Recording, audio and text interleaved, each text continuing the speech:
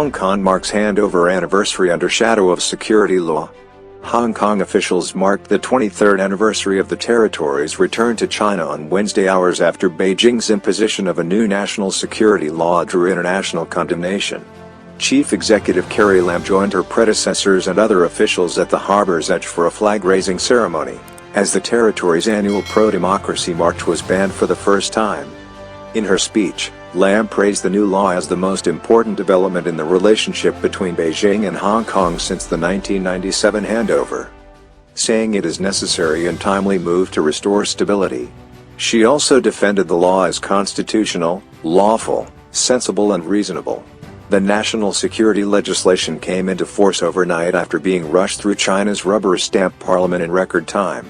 In a press briefing following the ceremony, Zhang Xiaoming, Executive Deputy Director of Hong Kong and Macau Affairs Office, declared that suspects arrested by the mainland's new office in Hong Kong on charges of violating the new national security law for the city will be tried in the mainland. Zhang told reporters that the mainland's National Security Office abides by Chinese law, and that Hong Kong's legal system cannot be expected to implement the laws of the mainland. Amid threats of possible arrest, protesters gathered near the venue of the ceremony carrying banners and shouting slogans expressing opposition to the new law, which seeks to punish crimes of secession, subversion, terrorism and collusion with foreign forces with up to life in prison. Protest banned. Authorities barred civil society's annual demonstration, citing a ban on gatherings of more than 50 people because of the coronavirus. But many activists pledged to defy the order and march later in the afternoon.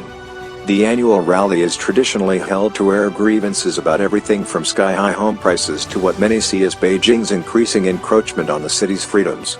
We march every year, every July 1st, every October 1st, and we will keep on marching, said pro-democracy activist Leung Kwok-hung. On July 1st last year, hundreds of protesters stormed the city's legislature to protest against a now-scrapped bill that would have allowed extraditions to mainland China, and ransacked the building. The protests continued throughout the year, with rally-goers demanding universal suffrage as promised in the territory's basic law or mini-constitution. Beijing said the security law is necessary to deal with separatism and foreign interference, but critics fear the legislation, which was only made public after it was passed, will outlaw dissent and destroy the autonomy promised when Hong Kong was returned from the United Kingdom to China in 1997.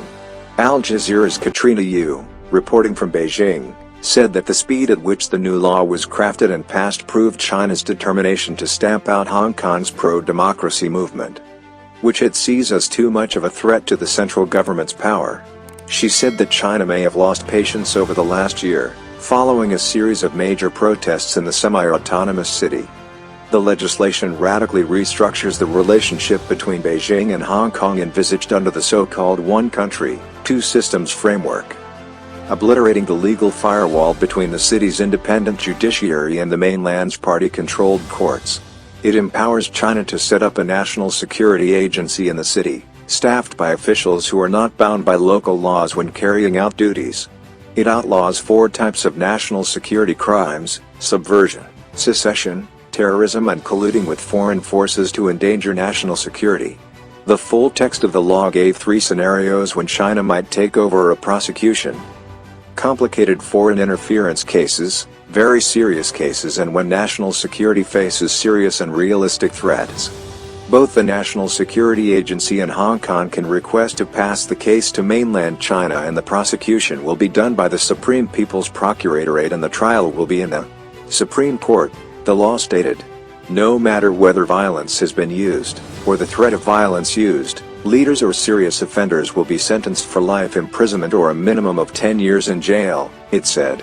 The Hong Kong government has no jurisdiction over the National Security Agency in Hong Kong and its staff when they are discharging duties provided in this law, it added. The text also specified that those who destroy government facilities and utilities would be considered subversive. Damaging public transportation facilities and arson would constitute acts of terrorism. Any person taking part in secessionist activities, whether organizing or participating, will violate the law regardless of whether violence is used. The law also said certain national security cases could be held behind closed doors without juries in Hong Kong if they contain state secrets. although the verdict and eventual judgments would be made public. The legislation has drawn international condemnation, with U.S. Secretary of State Mike Pompeo accusing China of paranoia and saying the law destroys the territory's autonomy and one of China's greatest achievements. The introduction of the law also demonstrated that China's commitment to international treaties, such as the Sino-British Joint Declaration, were empty words, Pompeo added. Meanwhile, Taiwan opened an office on Wednesday to help people fleeing Hong Kong, with the senior minister saying Taiwan would continue to support freedom and democracy in the city. Chen Mingtong, the head of Taiwan's China Policy-Making Mainland Affairs Council, said the facility shows their determination to aid Hong Kongish. This is an important milestone for the government to further support democracy and freedom in Hong Kong, Chen said. Al Jazeera's Adrian Brown, reporting from Hong Kong, said that residents of the city are waking up on Wednesday to a new law. And he said that it is likely that they would feel that the new law is a lot more far-reaching than they imagined. This law was enacted a few minutes before midnight, he noted, adding that many are still trying to figure out how it will impact their lives. Make no mistake, this is a law that will go into effect everyone in Hong Kong.